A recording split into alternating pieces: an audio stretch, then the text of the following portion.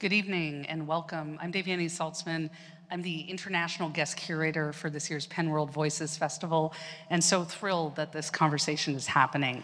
This is the 18th Penn World Voices Festival, and since 2005, it has stayed true to its original mission: to celebrate the power of storytelling and literature in translation, and to convene global voices across borders, language, and culture. Over the last years, PEN America has tracked an alarming rise in book bans across the United States, and the Freedom to Write Index tracked the cases of over 300 writers who were detained or imprisoned around the world. Now is time to defend the freedom to write, read, and speak at home more than ever. This year, we are proud to present over 40 events featuring 100 writers over 3 days of celebration. For those who are new to PEN America, it's a member-driven organization, so please check out your programs if you want to join and support its mission. And lastly, I'd like to do just a quick thanks before I introduce our incredible panel. I'd like to thank our bookstore partner, McNally Jackson, the Mayor's Office of Media and Entertainment, the Department of Cultural Affairs, the New York State Council for the Arts, the NEA, and Amazon Literary Partnership. This panel, you get to program things that you're really passionate about, and the conversation around affordability and rising inequality is, I think, super important for all of us. So it was a pleasure to reach out first to Matthew Desmond and then Alissa, Quart, and Heather McGhee and Tressie McMillan Cottom. So very briefly, I'm going to introduce our amazing panelists, and they're going to come out. Dr. Tressie McMillan Cottom is a professor at the University of North Carolina, Chapel Hill. She's a MacArthur Fellow, and her most recent book, Thick and Other Essays, won the Brooklyn Public Library's Literary Prize and was shortlisted for the National Book Award for Nonfiction. Matthew Desmond is the Maurice P. During Professor of Sociology at Princeton. He won the 2017 Penn Galbraith Award for Nonfiction and the Pulitzer-Prize for Evicted: Poverty and Profit in the American City. His new book is Poverty by America. Heather McGhee has crafted legislation, testified before Congress, and helped shape presidential campaigns. Her book, The Sum of Us: What Racism Costs Everyone and How We Can Prosper Together, was longlisted for the National Book Award. And Alissa Quart is the author of 5 acclaimed books of nonfiction, including Bootstrapped, Liberating Ourselves from the American Dream. Her honors include an Emmy, a CPJ Award, and a Nyman Fellowship. Please welcome our amazing panel.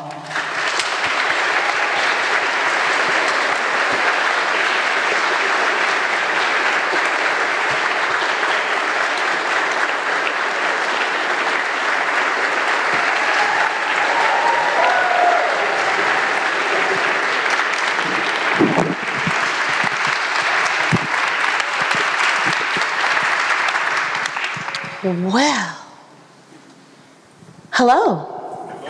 I just realized you were waiting for me to say something. I'm not kidding. I was waiting for somebody to do a thing. And it occurred to me that that's my job this evening. How are you, everyone? It's a pleasure to be here with you tonight, and it's a real honor to be in company with these folks. If we could give them another welcome, I think that would be nice.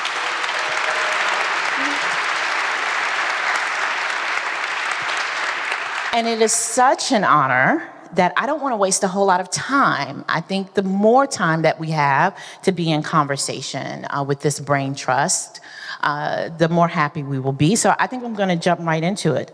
Alissa, Matt, Heather, we were brought together this afternoon to talk about the affordability crisis and inequality.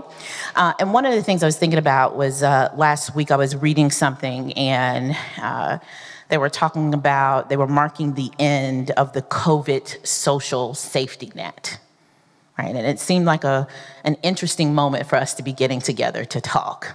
Because in many ways, that social safety net that we built during COVID is, I think, the prescription in some parts that some of you would maybe like to see out in the world. It was certainly at least an attempt to get at some of, if not the root causes, some of the symptoms of inequality that we deal with in this country. And the causes for some of this inequality, right, are well known to us at this point. Whether you want to call this, neoliberalism, late stage capitalism, or you just want to call it a billionaire boys club, you want to call it a good time, whatever this is that we're living in, right? Because it depends on who you are. Right now, you're either having a great time in this country or you are not. And there doesn't seem to be really a middle ground, right? And those two things are actually related to each other. But whatever you call it, the consequences are the same. And so the big broad strokes of this, even when wages are nominally growing, empirically growing, I think people feel like they are flat. We have a housing crisis in this country, even as home ownership grows. Again, a lot of paradoxes, right? We have an increase in people participating, for example, in higher education. At the same time, we see things like student loan debt hollowing out its promise. We see the decline of social mobility, which was never all that great to begin with, which we can kind of talk about. We see inequalities, racial inequalities in wealth, as well as in income. And something I'd like to stick a pin in, we also see, especially given the last year and a half of what's been happening in this country, we also see the sort of pulling away of women being pushed back into the private sector and pushed out of the paid labor market, certainly some women, with the reversal of Roe versus Wade. And so each of my panelists have written amazing books that have studied, thought about, and in their own work have advocated for not only understanding some aspect of how we got here, but have also made a prescription for how we should think about where here is, which I think is really important. And as I was rereading these books in conversation with each other in preparation for our conversation tonight, I was thinking about, as much as you all talk about the losing side of inequality, right? Thinking about poverty, thinking about racial inheritance or the absence of racial inheritance, thinking about the bootstrapping myth and what it does to us, you always put it in relationship with, we also have a narrative, a sort of hidden narrative of success that we use to justify who is losing. And I thought a lot about that relationship. And so I wanted to start us with putting before each of you, how do we get to a point in our conversation where we can talk about what you think is the root cause of inequality, right? Without framing this as winners or losers. What gets in our way, both in the discourse, but I think also in politics, and how we think about winners and losers when we think about inequality, and how you would like to see us talk about that differently. That would maybe help us get to some better answers and better prescriptions. Just an easy one. I thought I'd start with a softball, and then we'll get to the tougher questions. All right, I'm not starting with you, Matt. I'm not. You're looking at me like you want me to call on you, and I'm not. So I'm going to start with you, Alissa. Oh, thank you very much. Yeah.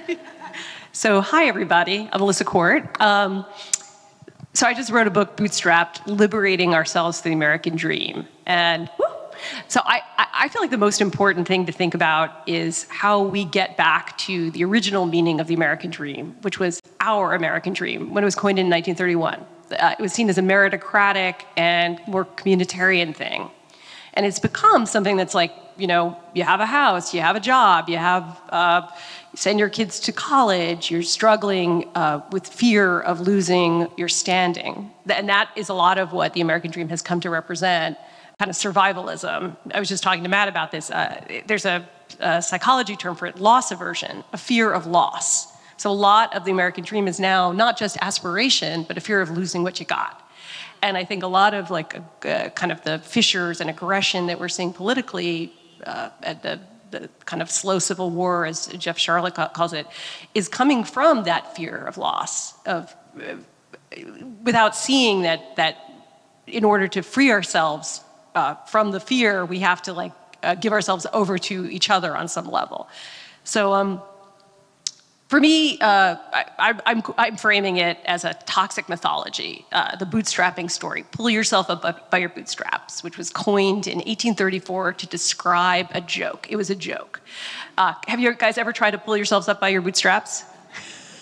You'd have to be Simone Biles to be able to do it. You'd be flipping over. You'd be like on your back. You know, one of my friends was an actor. She was actually trying to do it. It looked like improv. It's impossible. You can't do it. So it was a joke. But like most things in American narratives of self-creation, of capitalism, it starts as a joke and becomes deadly serious. So that's true for the self-made man also. What person is self-made? Have you ever thought of that? We're all born of person, right? We're not self-made.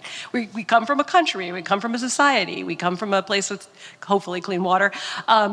And you know, same with Horatio Alger, which I can get into. So for me, it's how do we also free ourselves from this toxic mythology that is not even what we think it is, because many of them started out as absurdities that then got frozen by ideology and special interests, self-serving politicians, et cetera. So that's where we're all start. You mentioned something that I've thought a lot about, by the way. You know, meritocracy also started as a satire. The term and the idea of meritocracy. Bootstrapping started as a joke. Meritocracy was also satirical and has worked its way into the discourse to be an actual serious term, by the way. Yeah, it's interesting. That's why we always need to pay attention to what we joke about. At some point, we lose the context of the humor, the politics of the humor. All right, Matt, what are you thinking there? I could wait too. I could, if you want. You know, listen. Heather, what do you got? Okay, all right. I think you can wait. So I think a big piece, well, first of all, I'm just so excited to be here. This is an amazing group of people to talk to. So wonderful that on the hottest night of 2023, you all are here in this room instead of out in outdoor seating. I really appreciate you all. So I think a big piece of why we have this mythology and this inaccurate view both of how extensive inequality is. We, as a country, our public opinion data shows we think it's big, we think it's bad, but we have no idea actually how bad it is. And we have this mythology around success and what makes it that ends up creating, as I think we all write about, these disincentives to collective action for real social democracy, is that so much of what made the greatest middle class the world had ever seen in the middle of the 20th century was invisible. And in The Sum of Us, I have like 2 pages where I get to do something that I wanted to do for a long time, which was just write about all the free stuff that mostly only white people got in the 19th and 20th centuries that has ended up as the kind of assumption of middle-class desert, right, of the deservingness of a middle-class life that we, in this now 50 years into an inequality era, are seeing the sort of unwinding of. But it's that feeling of I was owed that was my natural state, that came from a series of policies like the Homestead Act and a massive investment in housing that workers could afford coming out of the Great Depression, and massively subsidized, this kind of novel thing, the idea of mass home ownership, right? This was a big, huge experiment. It was a big policy experiment by the New Deal government, and it worked. The kinds of, bloody bargains that were won with labor unions and the high levels of wage and hour standards and the assumption of collective bargaining, all of that just made the average white American feel like I work hard, which they did, but what I get is this level of relative comfort. And of course, the most powerful piece in that communication that society gave to her prized citizens at that time was the communication of the value of their skin color. And so if you have that walking into the middle of the 20th century, and there is a sense that you can, leave high school, walk into a factory, get a union job, get the amazing free labor of a woman who will take care of your life and give you children and make sure, everything is all taken care of, and that is something that is a birthright. And it's a birthright with this sense of an asterisk, because there are people in your society for whom there's something so wrong that not only do they not deserve that, but they don't deserve to even buy a house in that neighborhood if they do all of the things right. They should never swim in the same swimming pool as you do. And if they do, then you and your community should drain the pool rather than let them swim, right? I think what we're unwinding now today is the cost of never having actually done that math, in realizing that it wasn't just hard work and a sense of, I am a good person ordained by God to live in the city on the hill, and therefore I should have a successful life. But rather, it was a series of policy investments. And because of the invisibility of that set of policy investments and our lack of historical knowledge in this country, there is the openness for the vulnerability for the self-interested elite to continue to sell us the mythology that we can do it on our own. We never did it on our own. Nobody ever did it on their own. But right now, we're really struggling from that mythology, and also the fear of racial loss, of course, that I'm sure we'll talk more about. The wages of whiteness.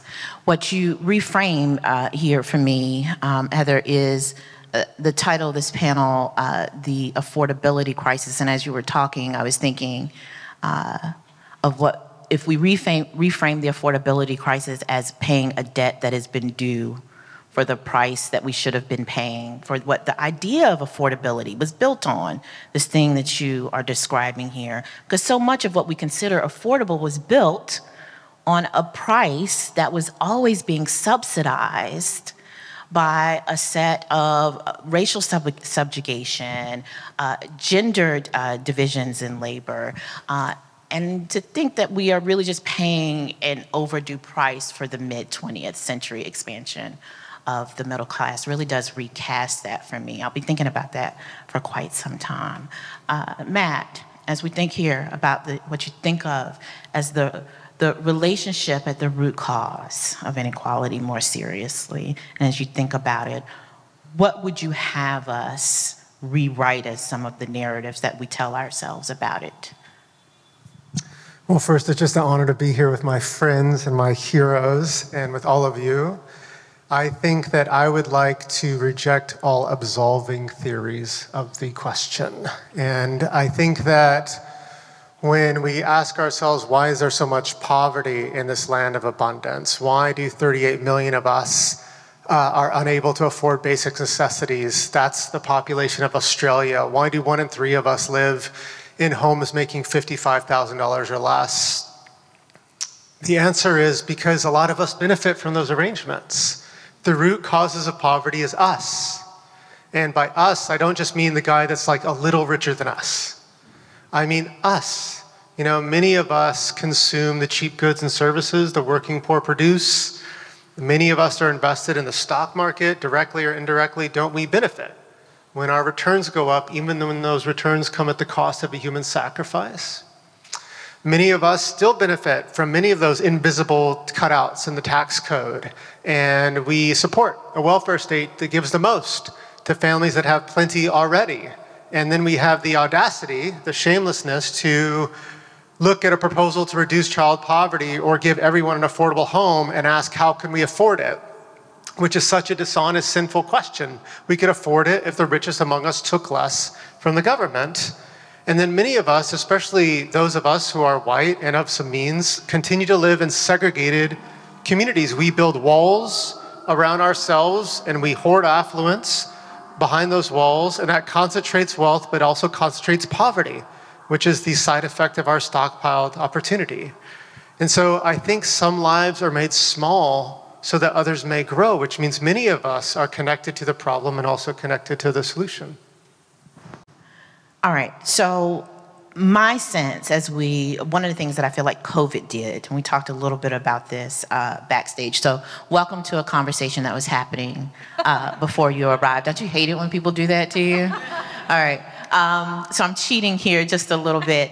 One of the things that I was cautiously hopeful about during COVID was I thought, finally, one, we were pressing pause just a little bit, right, on what felt like a death spiral of social policy to me, right, where we just couldn't seem to get a handle on the right narrative and the right levers of power to rewrite a script that took seriously the root causes of inequality. And finally, it seemed to me we had this external shock that was forcing us to the table to rewrite some of these things. And it was putting some people in the same boat with people that were on the opposite end of the economic or social spectrum from them. It was linking fates that had been forcibly broken by economic and social policy and racialized rhetoric and the wages of whiteness for a very long time. And, you know, uneasily, maybe some of that happened, but then to see it not quite adhere, right? I would love to hear some of your thoughts about what you think it would take. The second part of this panel title is hope, which, now listen, that's not my specialty. I'm gonna go ahead and say that. But, because that was it, that was my big moment of hope, and you see what happened. All right, I tried it, it didn't work out, I don't think I'm doing it again. But if you're into it, I would just like to hear what you think it would take if you see glimmers of it out there. What is it? Tell us all about it. Let me see some of your hope and maybe get a little secondhand enjoyment from it, if you don't mind. Anything? Anybody? Anything? Anybody? I got plenty of hope. Okay, tell me all about it, Heather. Okay. I'm hopeful for a lot of different reasons, but I'm hopeful, my hope is renewed because I spend most of my time not observing other Americans through a screen. And if you do that, that is most of the way that you observe and interact with other Americans who are not your coworkers and your family and your immediate neighbors and people in the subway, then you would think this country is an absolute disaster. Everybody's crazy, everybody's just short of evil, and we've lost the plot entirely. Pretty much. Right? But I want to remind us that that's like a third of the country, which is way too much. But it's not by any means the majority. And what's happening right now is this sort of rubbernecking, right? There is a car crash happening. And we just can't stop looking at it because it's unbelievable what's happening. But I'm here to say that, you know, it's always been in the media, if it bleeds, it leads. Social media has ramped that up enormously, right? We know that outrage engenders more clicks and more profit, and therefore what we see on our feeds is the worst, the most outrageous, because that is more profitable. And then it is also true that if you look at some of the policies that make our blood boil, the banning of books, the banning of abortion, the cruelty in so much of the right-wing agenda, it's actually not popular. In Florida, those things are not popular. 66% of the Floridian people don't support the DeSantis agenda. Okay, but it's effective. Yes, right. Well, it's effective in the sense that this is what I think it's going to take to actually get us there. Okay. The reason why is because we never had a real democracy in this country, right? And so we have an unnaturally suppressed voter registration rates and turnout.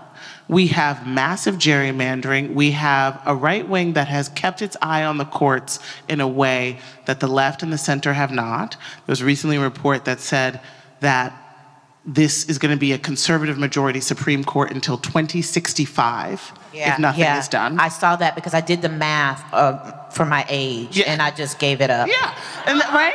Yeah, I did. So, you know, and the kinds of things that are being decided by those 6 people are whether or not the EPA can regulate greenhouse gas emissions, whether or not student debt can be canceled for millions of Americans. And so that is the problem. And I think that makes us need to be very, very clear that what we need to fix here is democracy. Now, that doesn't mean that we don't have a lot of false consciousness and narratives and that there isn't movement building and organizing work to be done. But I think part of the way in which the enemies of progress keep us on our heels is by trying to convince us that they have more actual support and strength than they do. Okay. I will accept this thesis. We're gonna debate it a little bit more tonight. I accept it, only because I'm afraid to hope. Honestly, it is not that I argue the empirics. It just feels so fragile. It does, that's all it is. Anything making you hopeful? Well, I've been very hopeful. Well, this kind of panel makes me hopeful. Thank you, everybody, for coming tonight. I mean, we're all here. We're all talking about this. We're all writing books and thinking about this. We're processing it. I mean, yeah, fine, we're in New York City. But still, you know, I've been going around talking about my book, meeting people, and I'm hearing a lot of the things that you're talking about in ordinary people's lives. You know, people who really are really upset about abortion, really upset about policing, things that we're not hearing about when we watch the town hall, that it was such a shame that CNN would allow that to be aired. And it was obviously to be for the clicks. So I mean, some of this, for me, as somebody who runs a media nonprofit, it's a media problem. So it is a democracy problem, but it's also a media problem. And it's about supporting alternative forms of media as well to get different stories to people. So they're not just inflamed all the time.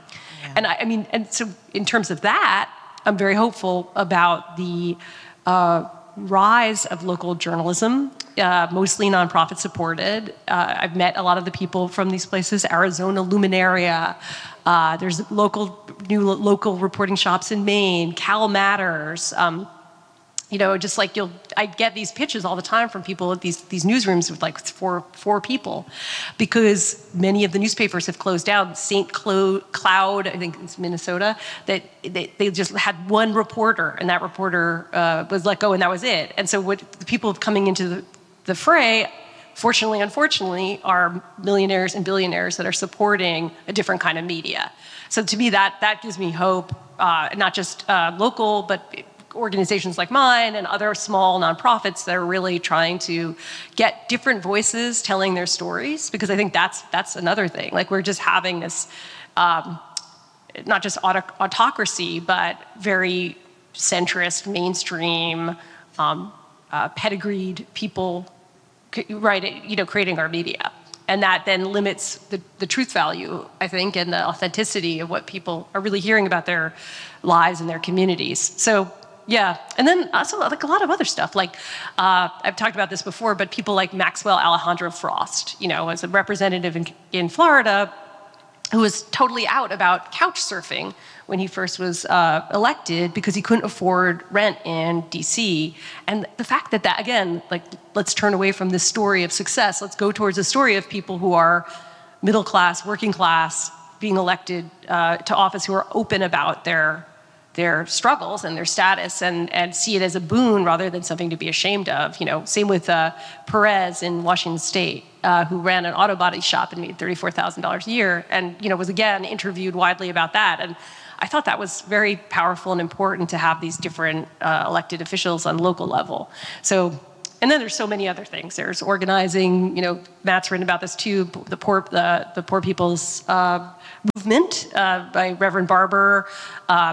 I'm thinking of the Kansas City real estate rent activists in Kansas City who chained themselves to protest against evil landlords. Just very inventive, kind of almost anti-rent wars, hearkening back to early populist, pluralistic ways of resistance in this country. So that's happening as well. So that gives me hope as well. Thank you.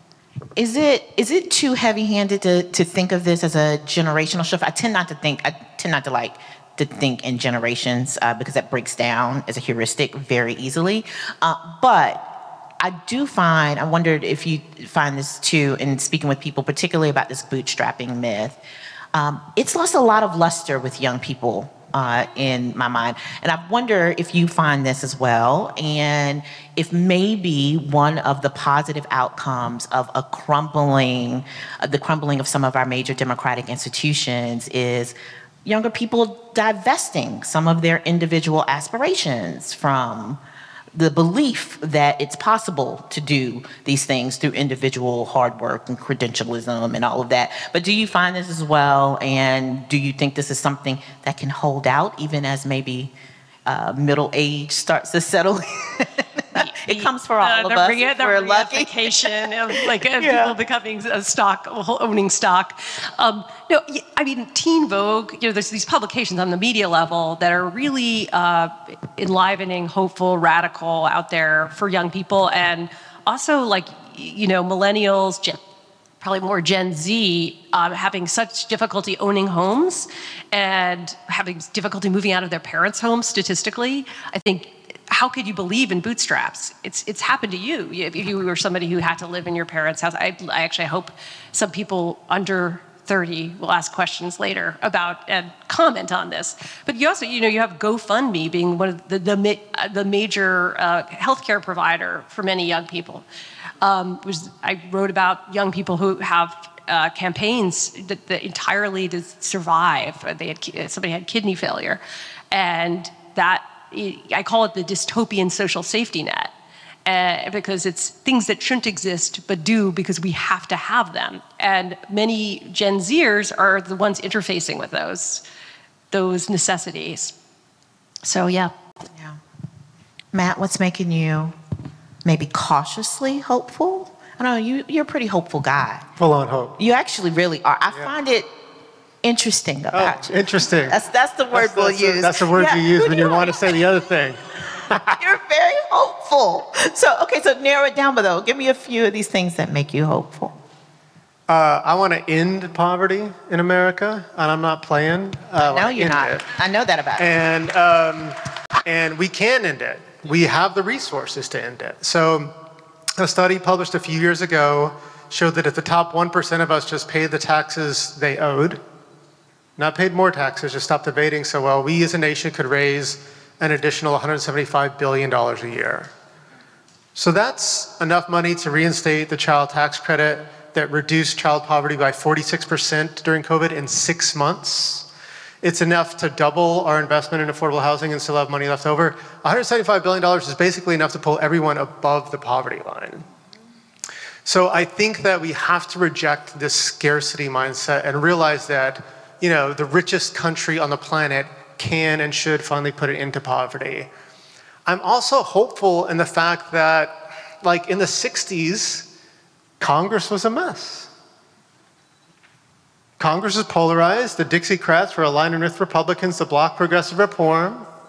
Senators were sleeping in their office to filibuster. I know. He's trying to sell me, again, y'all are mid-conversation. He's been trying to sell me since downstairs that we've had bad political polarization before. We've been here before. We've been anti-democratic in fact, right? Yes. And in that cauldron, we got major pieces of civil rights legislation. We got the war on poverty. We got the Great Society. And that was movement pressure. That was the labor movement and the civil rights movement putting unrelenting pressure on Congress. So hope is in us. And I think that we can't just start blaming the other political party, blaming that one senator, blaming Congress, blaming that uncle that gives you stuff, in Thanksgiving. We got to take some responsibility for this. The reason that Congress didn't extend the child tax credit wasn't just because that one senator, it was because we didn't pick up the phone. We didn't call Washington. We didn't organize to be like, this should be our new normal. And so I think we should do that the next time that comes around. So it felt good to people. I do find this kind of perverse, and I have a hard time figuring this out. It felt good to people to have a social safety net the last year and a half. Why doesn't it feel bad to people to lose it, Matt? So I think that we are fluent in the language of critique and bumbling in the language of repair. So in my world, in the housing world, right? We had an eviction crisis hit immediately when COVID hit. We were the only advanced democracy to have it. It's not like France was like, oh my gosh, we're gonna have an eviction crisis. That was us. And so activists and organizers started saying we need a moratorium. We need a moratorium. They were getting laughed out of the room. Guess what? We got a moratorium under Trump. It lasted for a year. it reduced the COVID death rate by 11%. It was a lifesaver. But then everyone knew the bill would come due, right? So then Congress passed a budget that allocated $46.5 billion in emergency rental assistance, which is doubling HUD's budget. It was like the most important thing that we have done for renting families since the invention of public housing. So it turns out you can't drop that from a plane, right? And so we had to design these distribution channels from scratch. Some states did it fast, other states didn't do it very fast. And when that was happening, and when the program was stumbling, bubbling, everyone was complaining about it. Everyone was tweeting about it. New York Times called it slow as molasses aid. Maybe you could put a word in. I remember. You know, all right. I don't run the paper. And, you know, and then it started going out. And then it started reaching people. It reached 10,000 families. And it reduced evictions to the lowest they've ever been on record. And then we were like, damn. Yep. We were like that. And so I think we have to clear our throats and find a language of celebration, you know, in these kind of moments too. And I think that that's part of it. We have to train ourselves in this other kind of language of imagination and repair. Whose job is that, y'all? I think it's partly our jobs, for sure. I mean, we're people, we're writers with big platforms. I think it is part of the left's job. I mean, a difficulty of this moment, right, is that we had a sort of avatar for the center and the old guard of the party who's the one sitting atop this enormous expansion of the safety net and, you know, record lows of poverty and eviction and all of this, right? And there has been a resistance to give this party credit when the grassroots of the left is ready for a new brand in politics. And you're saying we're withholding credit because we want a changing of the guard. Yeah. Okay. All right. That's really interesting. I think New Yorkers know this, right? I mean, this is a big part of our politics, you agree? Right? Okay. All right. There he said. All right. But I mean, this language of repair. So Barbara Ehrenreich, the late great Barbara Ehrenreich, and I built up my organization with her. Woo! You know, she has something she called collective joy. And that was, she described dancing in the streets. I mean, it's a little different than what we're talking about, but it is a different kind of politics of pleasure. And there's also pleasure activism. And I think that part of this is a lot of, we have a very medicinal, negative attitude when we write about social justice issues. And I think there are ways to write about pleasure and joy. Like even that Kansas City activist, I found them, you know, it was like anarchic and had beauty, and you know that they should be celebrated. Like we should have a different in media too, in especially progressive media, like, you know, really go endorse and represent differently the labor movement and represent differently the housing justice movement, because there's a lot of like aesthetic complexity and richness in it, and so instead it's still like images of hard hats and stuff like that. So I mean, some of this is putting time and money into representing these positive steps better. And there's also something I've been thinking about, post-pandemic growth. So I don't mean growth in the capitalist sense, I mean growth in the internal sense. So there's a term called post-traumatic growth, that after trauma, you can either be destroyed by it or you can rise from it, right? You integrate it, and then it can kind of enrich and make your life more complex and have different kind of emotional and sometimes political knowledge from it. And I think we need to have this kind of post-pandemic growth to internalize both the personal and political lessons that we learned. And that's another media question too, in some ways. It's like, let's focus on some of that stuff. And you know, what did we learn from sharing remote schooling? Like, let's not run to this amnesia. Like, it's over. There's even like there's an act that was like the pandemic is over act. It just passed in the House. I'm like, it was over, instead of, you know, everyone who knows anything about political trauma knows that you need transition and you need to experience and internalize it and express it and verbalize it and publish about it. So that's just a thought. We talked a lot about the politics of this, I think capital P, politics and lowercase p, but you do bring up something I actually quite enjoy thinking about, that sort of pleasure activism, because I suspect it is a significant part of the tonic that we are seeking. There's a missing media piece. I think artists play an important part here, and something that there seems to be a bit of a vacuum there culturally of like where our artists are. We've lost our artists though to the same affordability crisis. I mean, these things are deeply implicated and interconnected. I wonder who is supposed to have the conversation if it's not happening in media about where we create the spaces for joy. I had a wonderful experience with abortion doulas. As Roe versus Wade, as the Dobbs decision was happening, and you would think that was, deep, sobering work, and it is, but they talk about how they are actually often seeing women on the most joyful, a very joyful day, because it is a time when a woman enacts agency over her life.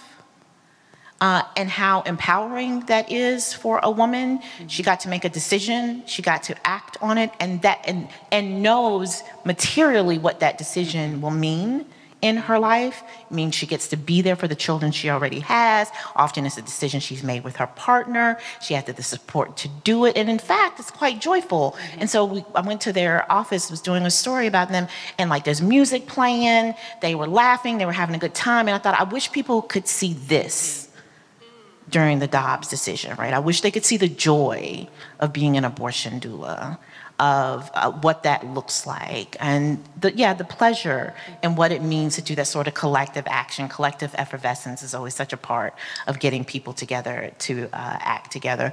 A big part of us being here tonight, I think. I think about this a lot in terms of the racial healing work that we need to do in our society. In my small scale version of it, when I ran a nonprofit, when I started working there at Demos, I was the only person of color in the executive team, and the organization was 75% white. And so I kicked off this racial equity organizational transformation process. And it was like, we'll have a curriculum, we'll learn core values, we're gonna test each other, we're gonna struggle through it. And then when I put on my little executive document, I was 33. I was really, at the bottom I said, and we will do it with joy. And it was that, and I stand by that. We made some other mistakes, but ultimately it ended up working. We met our goals, we doubled in size, we are now a majority person of color think tank. But it was really about, let's think about this. What is the desired state of overcoming racism? What is racism, right? Is this belief in a hierarchy of a human value. It is a belief that we are so different from one another, that we are not a part of the same human race. And so what happens when you really uproot that belief? Well, then you connect with your common humanity. And what happens when you connect with your common humanity? You feel joy, right? You feel love.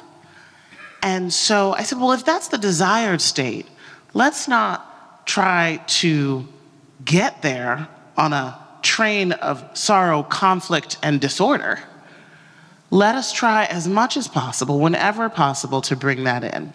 And, I think about when I was writing the book, and I was writing to some of us, and I was always writing it with an eye for persuasion. And thinking about, okay, if I've got my median, skeptical, ignorant of our history and of economics reader, what do I want them to feel on this journey that will make them say, yes, I want to do something different after I read the last page? And, it is not entirely a joyful journey by any means, but I wanted to end each chapter as much as possible with enough hope and enough stories of humans being connected that people would feel primed for that at the end.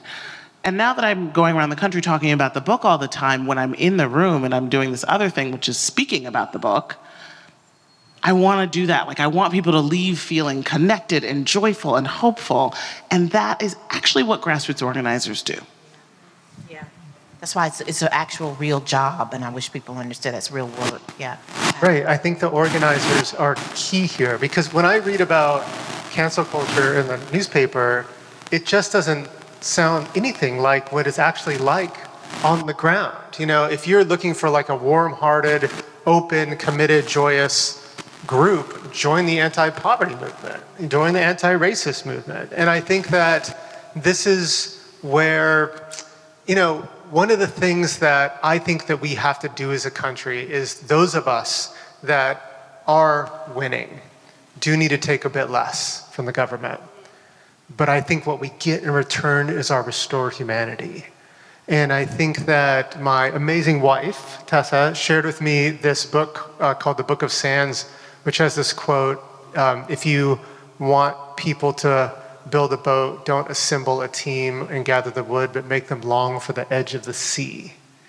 And I think part of our work is trying to not only convince us to do the right thing, but to convince us that that thing is actually meaning, grasping and reaching for a safer country, a happier country, a freer country, a country that I think many of us are pining for.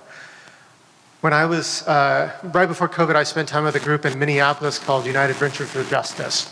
Undocumented immigrants find a negligent landlord, and you know, when they would go to eviction court together, the whole community would go and be in solidarity. They'd bring tamales and pizza, and like, you know, the landlord attorney would be like, "Can I have a tamale?" And they'd be like, "No, like you can't.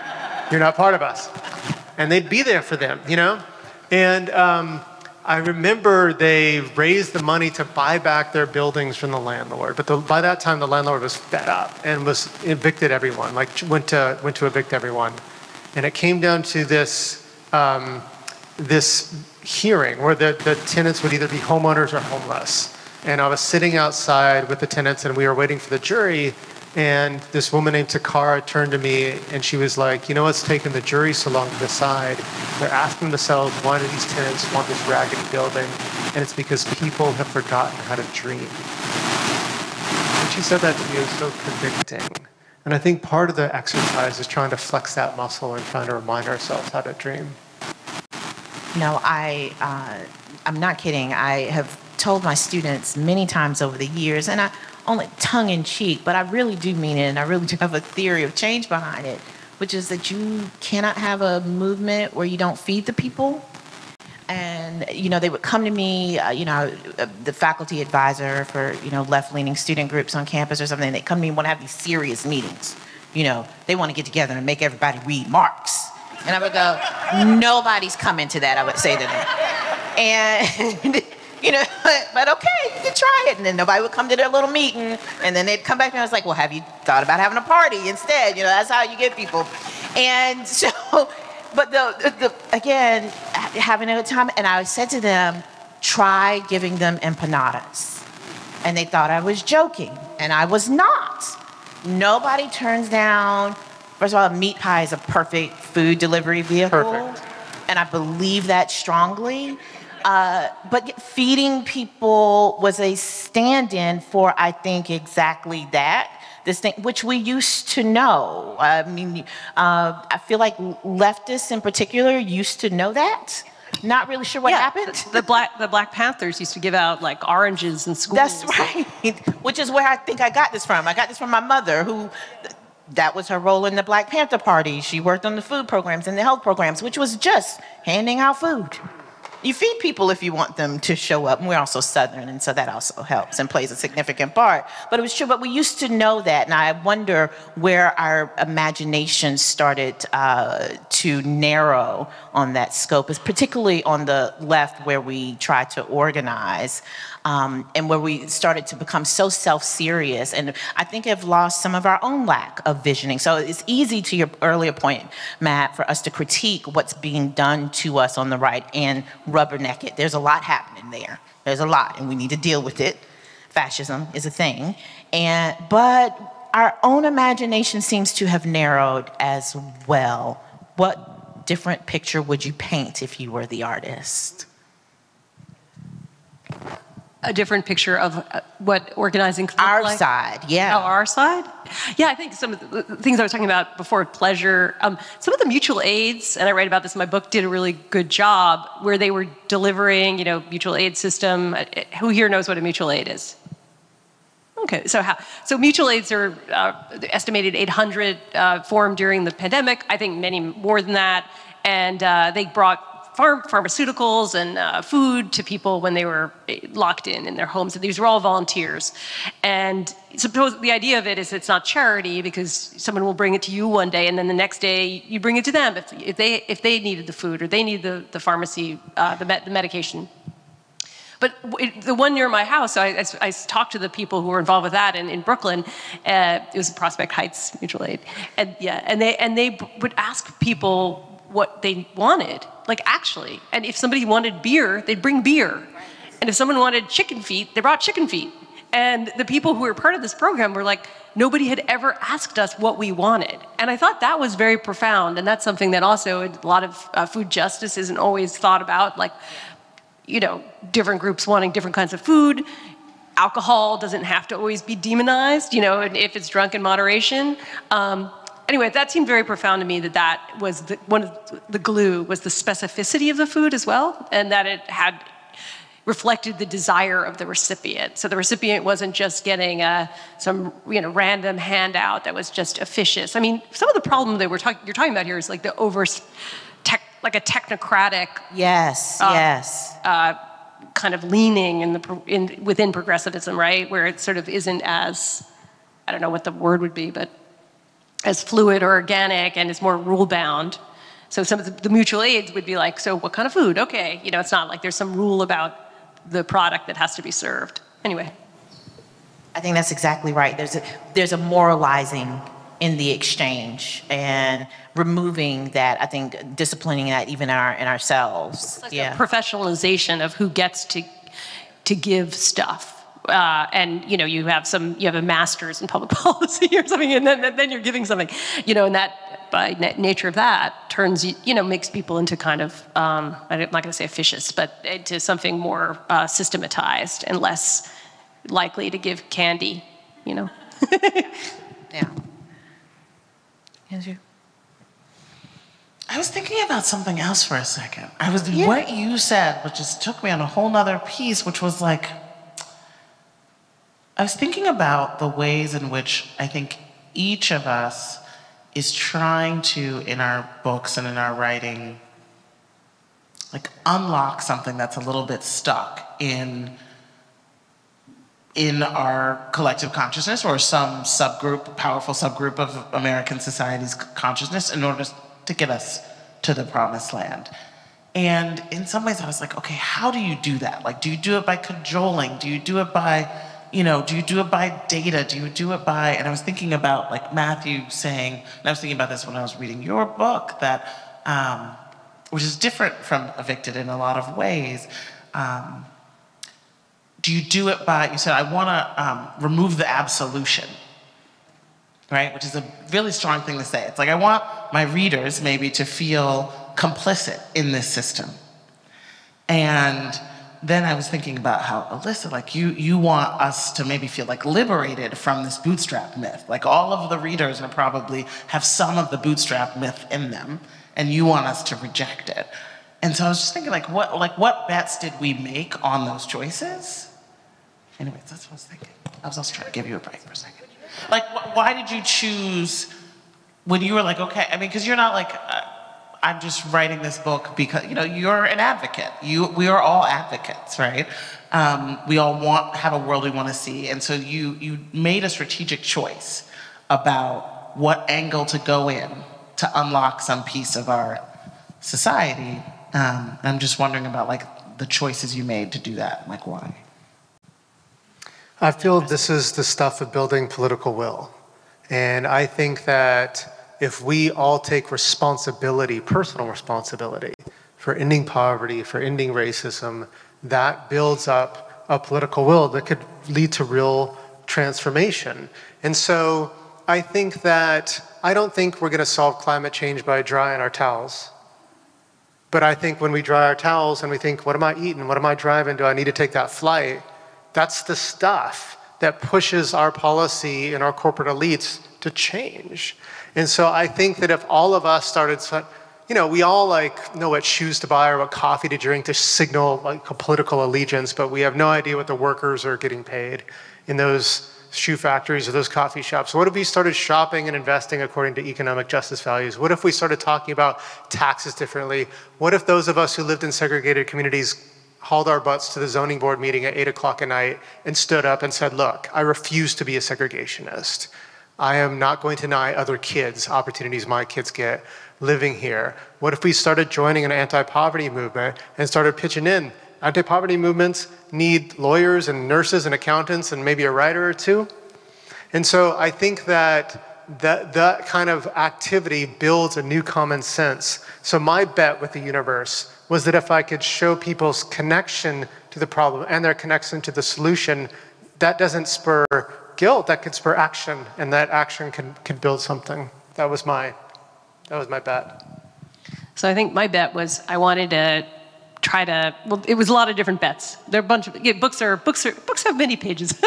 But I think also there's a lot of stigma and shame around this story. Like even people who wouldn't identify as believing that, the poor should be punished for their poverty or, that they're deserving if they're rich. Like probably a lot of our audience doesn't believe it. Still is enthralled on some level to this idea that you're supposed to make it on your own and excel on your own and achieve on your own. Like probably a lot of us actually probably feel that way inside.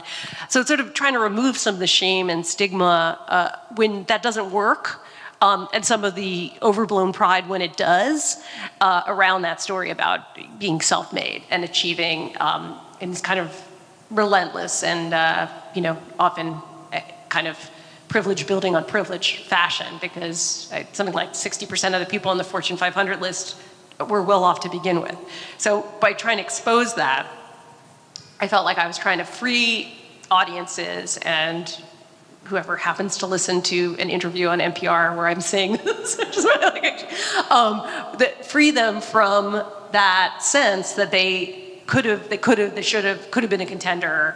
And so then I feel like then they'll be sort of opened up to more positive work and more of this collective joy and more of this possibility once you kind of start to question the story. Because to me, this individualism story haunts us, and it's sort of like, it's almost like commensurate with Me Too, like the kind of toxic masculine stories that we've been questioning lately. It's like, let's start to question these even deeper stories about surviving and exceeding on our own. I mean, it was interesting when you brought up the Homestead Act, because that to me is, the biggest land giveaway this country has ever seen, and generations of white people have benefited from it, and many of the people who would say they've done it on their own. So by shining a light on that, which I think as we both do, that's very important so people stop thinking that they've done this without any help. And I guess I also wanted to change ideas around dependency. And I call it the art of dependence, which is that all of us are actually, it's a skill and a strength and a kind of grace to be dependent on others and to have others dependent on us. And I was trying to reframe dependence in that way. So it's not even interdependence, actual dependence. 1 in 4 people are disabled. We start dependent as babies and we end dependent, if we're lucky, as elders. And to me, that's another crucial reframe, is not just to kill off the self-made story, but also to embrace the story of our own vulnerability. So let's put your question back to you. What was your strategic reframe, Heather? You're gonna do it too? Oh, yeah. Okay, good. No, no. You didn't? No, I didn't mean to agree to that. You tricked me. When we were emailing about this, I did say, I hope you answer some of your own questions. And you notice I did not respond to that one. Yeah. She was like, let's get together for drinks afterwards, but she did not say, I will answer my own questions. Okay, all right. So I was trying to answer the question why it is that we can't have nice things, right? Not flying cars, but universal health care and child care and paid family leave, and help what is a class left that I knew very well from my work and my politics understand the way that racism is always going to get in the way of them having the beautiful Danish safety net that they want. So that was one piece, and then, but that was sort of like parochial, right? That was for like the people who do this for a living in some ways, or who are like highly political. But then I was really hoping, in leaving a think tank job and moving into like mass, although a book is not a mass medium. No. It's not a mass medium. But really like talking to dentists and psychiatrists, and, that suburban, book clubs, that some people would feel like there was a way out of the zero sum. Because what I was worried about was that the zero sum ideology that we know so well from the right, that has led to the great replacement theory and this real sense of loss aversion and all of that many white people have been sold this story by people who are selling it for their own profit, economically and politically, that the presence of people of color, progress for people of color, has to come at white folks' expense, right? That is the story. It's very old, it's very useful, it is a justification of an economic model. It's racism justifying greed. And yet, if we're doing like deep narrative change work, we need to make sure that we are like actually getting up under the paradigm in order to change it, right? So we can't say that racism is really great for white people and really bad for people of color and just leave the story there. I don't think it's intellectually, historically, economically true, and I try to like prove that case throughout the book, but also just emotionally. I don't think we can market this good, which is racism, and not say what it's costing you. And because we're expecting a very narrow sliver of the population that is oriented towards selflessness to come on board, and that's not what we need, and that's not what we have. And I think most people in this country do feel like there's something terribly wrong with our society. The majority of white Republicans polled after one of the recent police murders said that police brutality was a problem in society and that was a problem of racism, right? So I think we have to actually keep expanding that circle of a sense of sort of what you were saying, Matthew, in the end. It's like the world we're looking to build is one that's going to be great for all of us. It's not going to be one where white people have bad health care and are getting shot by the police and drinking poisoned water. It's going to be where we all have nice things.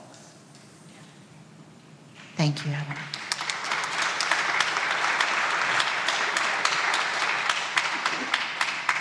And with that, you have the opportunity to ask this amazing panel a couple of questions. I did not ask whether or not there's a mic going around. No? Yes? You can also ask Tressie questions. Wow. Only questions for Tressie. Wow. No. Is there? Ah, there is. Yes. Thank you very much. All right. So we line up here at the microphone? Yeah. Thank you.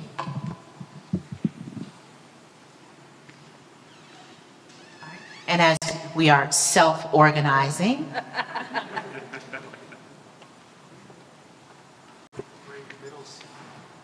Yep. No. I can also toss them if that's better. No, actually, I think this is where, yeah, people are getting there. It's just fine. Hi there. Hello.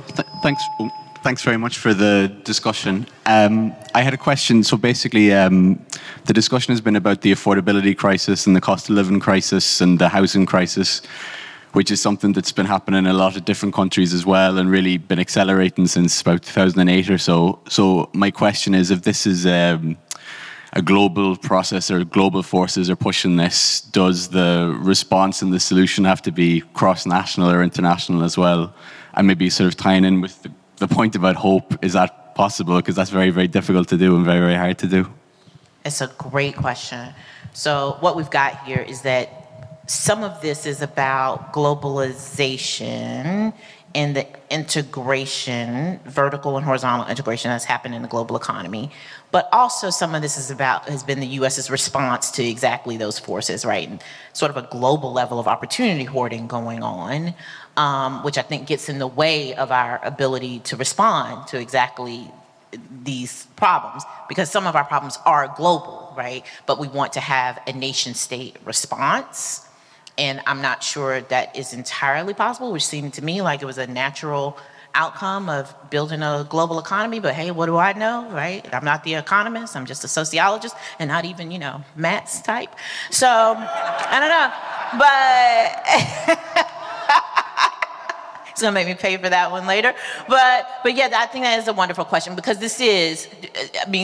we have some extreme cases. Matt, you made the point that we did not see the eviction crisis, for example, happen in other countries, but we do see an affordability crisis. We do see a housing insecurity crisis in other countries, and depending on where you are, we can also see some poverty and hunger crises happening in other countries. Those are often related to, however, U.S. imperialism. So what here is global in scale? What's national in scale? And should we be talking about this as a global problem? Particularly, I think poverty is a good case in point. So the housing crisis in the United States of America has been incredibly brutal. Rents have exceeded income gains by 350% since 1985. Most poor families who qualify for any kind of affordable housing do not receive it in this country. And so the majority of renting families below the poverty line spend at least half of their income on housing, and 1 in 4 of those families spend over 70% of their income just on rent and utilities. That level of pain is pretty unique to America as a rich democracy. If you go to the UK, they're also experiencing a serious cost of living crisis, but I would give anything to have their eviction numbers, honestly. And I think that other advanced democracies like Germany and France have just made deeper investments in especially social housing and rules governing housing that we have just neglected. I think you are right in the sense that addressing this crisis in the long term has to have global solutions, but in the short term and the first step to that, I think, is building a robust housing movement in our own backyard with robust national protections. And so I think this is a place to start. The good news is I think we are seeing a housing movement move in America like we haven't seen since the Great Depression, when renters formed barricades and literally fought sheriffs trying to evict families from their homes. And what we got out of that is literally public housing. And so I think that you're right, but I think we have to start at home to get there. Let's get more questions. I have more. So I live in the world of technology policy, and I am really curious if you could discuss how technology is amplifying some of the patterns that you already see, and whether there could be solutions to technology, or perhaps pointing out that there's more of a big problem because of technology. All right. May I ask you just a little slight follow-up? Now, when you say technology, do you have something in particular in mind? It's a big technology can encompass so much. Do you have something particular? I'm an academic, you know. Gotcha. Say no more, my friend. Thank you. Thank you. But I mean, yeah, you can talk, you can slam on social media if you want to. I gotcha. I was just wondering if you meant like finance. That's what it's finance, AI, social media. Take it wherever you like, panelists. So I want to talk about finance. So technology and the quantification, but that's not really what it is, quantization of finance and consumer finance has a lot to do with our household economic ills, right? It used to be you were a bank and you would issue a mortgage and you would sit there and collect those payments for the next 30 years. And when that broke with securitization, when technology allowed for just us doing math problems with shards of people's finances, there was the disconnect of that sense of a linked fate. That's just one example that I think people can kind of like wrap their mind around, because of course the point of high finance these days is to obfuscate, because of course after a certain point confusion is fraud. And I think that you can look at so many of our industries where corporate reliance on tech is doing a lot of things that people really hate. The writers' rooms, right? Amazon, right? right? You're working for a robot if you're in that warehouse, right? You're an arm of a robot if you're in that warehouse. Starbucks, right? 75% of the orders come on mobile orders. That's where this agitation has come from, a company that used to be like free college and, you know, $15 an hour in healthcare, right? So much of this is so easy for the same type of people to be speaking to one another through tech to talk about profits and just like be on the spreadsheet. Has dehumanized work, has dehumanized finance, and we are paying a lot of the costs. And a lot of, I think, the labor agitation has come from people feeling like my humanity has gotten completely lost, so I need a seat at the bargaining table. No, I would agree with that. I want to add, I think Heather totally nailed sort of the macroeconomics piece of that. We were talking backstage, actually, about another dimension I just wanted to throw in there. I think that there is something, Matt and I were debating this. To his earlier point, this is what I think might be different about our historical moment. I think media has cleaved our intimate worlds in a way that we can live in fundamentally distinct information worlds where truth, relative truth, where linked fates, where we can think we believe ourselves liberal or progressive or whatever and have no practical check on that. That means that we can actually be in conflict with each other, but not have any direct interpersonal conflict with each other. And I think that cleavage, which is a combination of social media, but also the way that financialization has gutted media institutions, and the way it has privatized so much of our lives through the securitization of housing, work, that I think has atomized our lives, cut us off from one another, that I think is a fundamental challenge to us doing the sort of collective action and seeing each other's shared humanity in a way. I think about how seeing an image circulated of a Black man dying in public can not shock the American consciousness, not because it doesn't reach people, but because for some people that image is arousing in a way, right? That it isn't shocking to the consciousness, but that doesn't, there's no sort of like way for us to get a sort of full circle check on the fact that this is an affront to the public, right? Because we don't really have a sort of like public space. And I worry about that quite a bit. And I think that's a consequence of unchecked technology, and that's a political problem. I just wanted to throw that out there because I worry about it a lot. And if I'm gonna be up at night worried about it, I think you should be too. So thank you for that, yes. Hello, everyone. I'm Ethel Darnell, all the way from Oakland, California. My question to you, Matt, is, as an advocate with a vision, what are some of the tools that you suggest and recommend for someone to start being active? Well, I have a website for you. So I built a website that launched with my book. It's called endpovertyusa.org. That's endpovertyusa.org. And it does two simple things. It connects families to services in their communities that they need and deserve. And it's intended to connect all of us to anti-poverty organizations putting in work in every state in the country and also at a national level. So if you want to get plugged in, this is one clear place to do it. And I also think, one of the lessons that I think that the movement for gay liberation taught us is they're like, start where you are, start where you are. Everyone's got a little influence somewhere. And so I think a lot of us can start where we are and trying to divest from poverty in our jobs or our communities or our churches, for example. And so I teach a university, so I might start asking, what are our landscapers getting paid? How are we doing with the adjuncts? Are we treating our first generation college students well? What's my endowment invested in? And so I think that all of us can kind of leverage the little power that we have. That was a belly laughs. He's like, what is my endowment investment? Good question. It's like someone already knows the answer. Yes. Hi, everyone. I'm Kavita.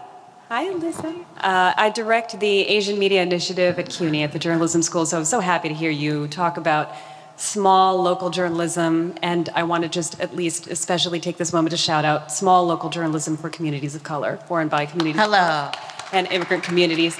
And part of what I do is support communities that are not disconnected from the rest of the world. And you've all spoken so eloquently about the need to shift our narratives away from a scarcity mindset. But many of the communities that we support are dealing with the impacts of climate change in a very profound way.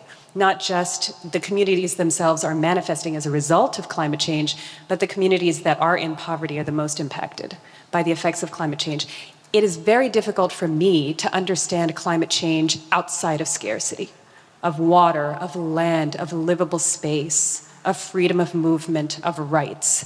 So I'm wondering if you can speak a little bit about how we shift these narratives and think about poverty and wellness and wealth when we have these very real scarcities to contend with. Thank you. Anyone? Poor people don't have enough, but there is enough. Right? I mean, we still subsidize fossil fuel. We are paying them on top of the billions of dollars in profit they're making to kill us. Yeah. So it really is about making sure that the accountability is where it needs to be. And I agree that personal, with Matt, that, personally saying, okay, well, if I'm gonna make this choice, that means I've made a little choice and therefore I can make like a ballot box choice to be greener. But I also think it's really important that our discourse around what climate change is and who's causing it is not us and our plastic straws, right? And so there are very wealthy, very powerful corporations. There are a few of them, not all of us, but a few of them, and they are killing us. And they are creating mass migration of people that are destabilizing families and politics and economies. And so like every sentence about the weather needs to go back to Shell. Like I'm I'm really radical about this because I just think otherwise we're making all of the impacts of climate change, the asthma, why we couldn't survive COVID as people of color, something that doesn't have a name and an enemy and a price tag on it. That's a great point. I mean, I think you're talking also about, there's a group called Climate Central. Has anyone here heard of it? Really check it out. So they're a nonprofit and they put weather people in television stations who are trained in understanding climate change. It's very ingenious media. That is smart. Weather people are some of the most trusted people in media. That's amazing. And I think it's even in Fox networks. It's in a lot of different networks. I found it incredibly inspiring because I run this media nonprofit, and part of how they did it is they had this amazing graphics and chyrons. And so these local stations would be like, heck yeah, I'll take that chyron, And so that was it was bread and roses, right? But for the local affiliate, right? But for me, as somebody who edits and reports, I think it's really important to have also human stories, the hybrid narratives that are both human and abstract. So about the broad issues around where economic justice and environmental injustice intersect, and where human stories exist, and getting people themselves who are affected, people in Appalachia, people in the Bronx, people in Kentucky, to tell their own stories about how the environment has affected them and how it dovetails with their economic instability. So and getting that into mainstream media. I think that's how to do it. I think one issue here is the scarcity that is created when we're pitting environmental issues against economic issues. When we tried to do congestion pricing in this city, one of the big pushbacks was like, well, the working class folks that are driving in aren't going to be able to afford it. And I'm like, oh, now we care about these families?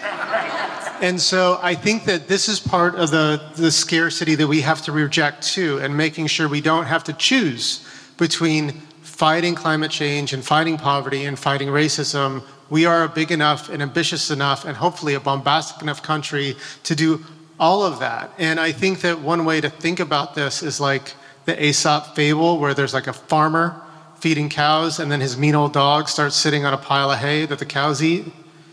And then instead of like, so he snatches like a little hay from the sides of the pile and drops the cows' rations and be like, you just have to get on like this. And that's kind of how we do policy, you know? But we should just move the dog, you know? And that's Shell, you know? That's rebalancing the safety net. And I think that's asking us to be ambitious again as a country. I just want to say, you know what I thought of? My family is from Eastern North Carolina. That's one of those places that won't exist soon. You know, parts of it are being eaten away. Not just by climate change, but by our lack of ability, political will to do anything about it, to your point, which is not the same thing. And I think when you said scarcity, I thought part of what removing scarcity would look like to me in that context, and what I have learned from that, is it would look like rejecting the internalized elitism that keeps people from asking my people, how did you survive that? From not looking to those people as leaders. Because as it turns out, they know how to survive it. Why aren't we asking people in New Orleans how you survive climate change? Why aren't we? So part of the rejection would, I think, look like that to me. It's a great point about expertise. Yeah. Yeah, because they're experts in their own experience. Yeah. And with that, I thank you for being a wonderful audience. I'm being told that that's it for us. Thank you so much for supporting the festival and coming out this evening. Thank you to our panelists. Thank you.